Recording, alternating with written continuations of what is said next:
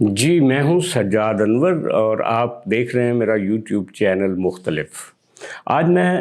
گفتگو کرنے سے پہلے آپ سے گزارش کروں گا کہ آپ میری جو ویڈیو ہوتی ہے وہ پوری دیکھا کریں، کیونکہ میں نے دیکھا ہے جو آڈینس ٹرینڈ ہوتا ہے اس میں 2 منٹ 3 منٹ دیکھنے کے بعد آپ لوگ چلے جاتے ہیں، حالانکہ جو اصل گفتگو ہوتی ہے اور جو اس کا کنکلوژن ہوتا ہے وہ اس کے بعد آ رہا ہوتا ہے۔ آپ کو چاہیے کہ میری 5-6 منٹ کی ویڈیو ہوتی ہے، آپ ضرور دیکھیں، اس کو شیئر کریں پسند آئے، اور اس کو اپنے دوستوں کے ساتھ ان کو سبسکرائب کرنے کے لیے بھی کہیں اور ان سے کہیں کہ اس کو مزید شیئر کریں۔ بات یہ ہے آج آپ سے ایک بہت انٹرسٹنگ خبر جو ہے وہ شیئر کرنی۔ ویسے تو آپ نے ٹیلی ویژن چینل پہ ساری دیکھ لی کہ وزیر اعظم صاحب نے آج اتوار والے دن کابینہ کا اجلاس بلایا اور کہا کہ جو پیسے دینے کا فیصلہ ہے وہ کابینہ نے کرنے کی بجائے وہ پارلیمنٹ کو بھیج دیا۔ میں اس کی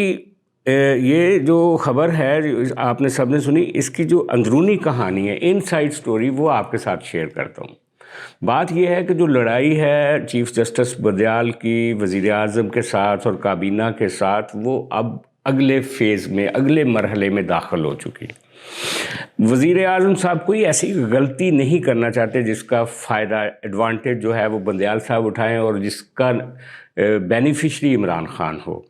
اور اسی طرح بندیال صاحب بھی اس غلطی سے بچنا چاہ رہے ہیں جس کے نتیجے میں بینیفیشری فائز صاحب اور ان کے مخالف ججز ہو۔ تو لہٰذا یہ ایک طرح سے آئی بال ٹو آئی بال، دونوں فوجیں اپنے اپنے محاذ پہ کھڑی ہیں۔ وزیر اعظم صاحب کو مشورہ یہ دیا گیا تھا کہ جناب بندیال صاحب فوری کوشش کریں گے آپ پہ کنٹیمپٹ لگانے کی، کہ جناب جو کٹ آف ڈیٹ دی ہوئی ہے 10 اپریل تک آپ 20 ارب ڈالر جو ہیں، 20 ارب پاکستانی روپیز جو ہیں وہ دیں الیکشن کمیشن کو، اور آپ کو تو پارلیمنٹ منع کر چکی ہے کہ آپ اس فیصلے پہ ہی عمل درآمد نہ کریں، لہٰذا آپ اس کے اوپر ایک پارلیمانی کور لے لیں اس فیصلے کے اوپر، تاکہ آپ کو کوئی کل کلنک ٹہرے پہ کھڑا نہ کر سکے۔ مثلاً آپ کو پتہ ہی ہے کہ جب کابینہ فیصلہ کرتی ہے، جب وزیر اعظم صاحب فیصلہ کرتے ہیں تو ان کا ہر فیصلہ جو ہوتا ہے وہ کورٹ میں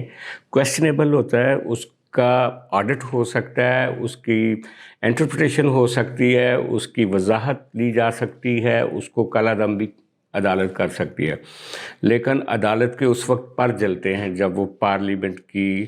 ڈومین میں داخل ہوتی ہے۔ حالانکہ کئی دفعہ پارلیمنٹ کی ڈومین میں بھی داخل ہو چکی ہے، لیکن عام طور پہ ججز احتیاط کرتے ہیں۔ تو لہٰذا یہ جو اعظم نذیر تارڑ کی ایک تجویز تھی جس کو پورے کیبنٹ نے اپروو کیا، وہ یہ تھی کہ وزیر اعظم صاحب اس کی اکیلے رسپانسبلٹی نہ لیں اور معاملہ جو ہے وہ وہ بھیج دیں پارلیمنٹ کو، اور پارلیمنٹ لٹکا بھی سکتی ہے، اس کے اوپر غور و خوض کے لیے کئی دن گزار سکتی ہے۔ سپیکر صاحب کے پاس اختیار ہوگا وہ اس کے اوپر کیا رولنگ دیتے ہیں، اور سپیکر صاحب کی جو رولنگ ہوگی اس کو انکانسٹیٹیوشنل یا کانسٹیٹیوشنل قرار دینے کے لیے اگرچہ کورٹ نے کئی نظیریں قائم کی ہیں، لیکن یہ جو آرگومنٹ ہے جو عدالت میں نہیں سنا گیا تھا، جو پارلیمنٹ سے آرگومنٹ آ رہا ہے کہ ایک صوبے یا دو صوبوں کی جو صوبائی اسمبلیوں کے الیکشن جنرل الیکشن سے پہلے کروا دینے کا مطلب ہے کہ آپ نے آنے والا جو الیکشن ہے وہ پنجاب کی اس حکومت کو دے دیا جو اس پیشگی الیکشن میں کامیاب ہوگی، کیونکہ پنجاب پاکستان کا آپ کو پتہ 60% ہے، 20% اگر کے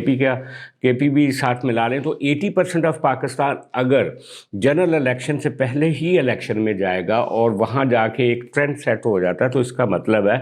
کہ آپ کا جنرل الیکشن بھی ہوسٹیج ہوگا اس کے حوالے سے۔ اور دوسری بات یہ ہے کہ صوبہ سندھ اور بلوچستان جو ہے وہ اس سے مارجنلائز محسوس کرے گا۔ یہ ایک پارلیمانی بحث ہوگی، اس میں سارے صوبوں کے لوگ اس پہ بات کریں گے، اس کا کنکلیوژن، اس کے اوپر رولنگ جو ہے وہ پارلیمنٹ کے سپیکر کی ہوگی۔ تو کیا پھر یہ سارا کچھ کرنے کے باوجود بندیال صاحب میں یہ طاقت ہوگی کہ وہ وزیر اعظم صاحب کو سیپریٹلی الگ کر کے کٹہرے میں کھڑا کر سکے،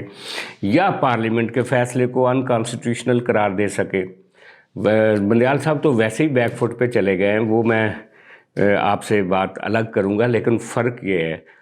ये है कि जो इस वक्त माइंड्स की, इंटेलिजेंट माइंड्स की जो फाइट चल रही है, एक तरफ पीडीएम की जमातें हैं, एस्टैब्लिशमेंट है, और दूसरी तरफ बंदयाल साहब हैं जो टेक्निकली कुछ फैसले करके इमरान खान को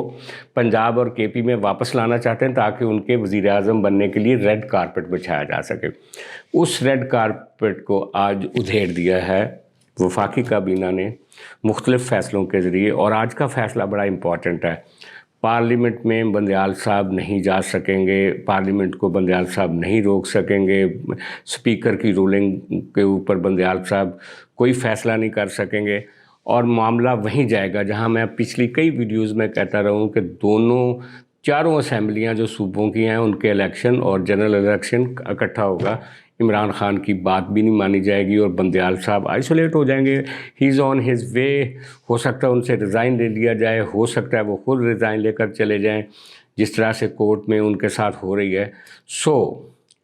एक दफ़ा फिर जो पावर है, जो ताकत है, वो पार्लियामेंट की तरफ लुढ़क के चली गई है। उसको कौन चैलेंज करेगा, ये आने वाले दिनों में देखा जाएगा।